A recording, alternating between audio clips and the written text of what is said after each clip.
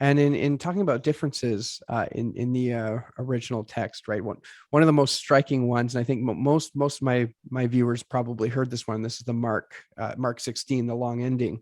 So I did a YouTube collaboration with James Snappa a number of weeks ago, and we talked about that specific incident. The reason why I'm bringing this out is because the BSB actually has marginal notes in them, and those marginal notes let us know when there's a variant between, a more modern text or maybe the Textus Receptus majority.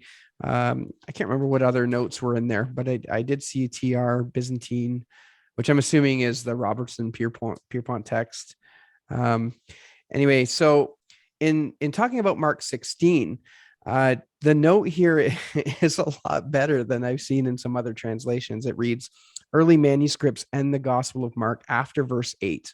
Other manuscripts contain only a short ending, a version of the following, and then it gives what the shorter ending is.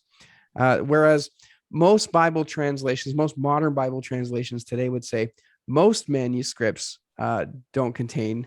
This one was at least charitable enough to say early manuscripts. And of course, the reality is only 2 early manuscripts didn't contain the long ending of Mark out of something like 1600. But nonetheless, full disclosure, I think the long ending of Mark is original. Me So too. I'm coming at from that end. Me too. Me too. I just appreciate how this note specifically is a little bit more. I think it could be a little closer to the truth. To be honest, like maybe 2 early manuscripts in Greek. I know we were sharing before that Bruce Metzger, that headed up the RSV and the new RSV from Princeton, believed that just like the Pentateuch had to be ended by someone after Moses died for some small part of the ending, inspired, led of God.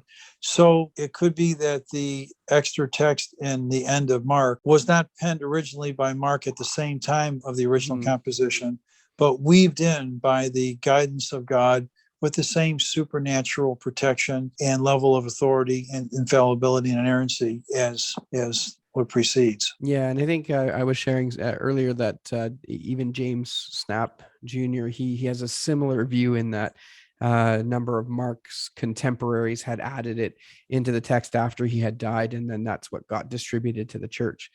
So if I'm wrong on that view, I'm sure he will watch this and he will he will make a note in the comments below.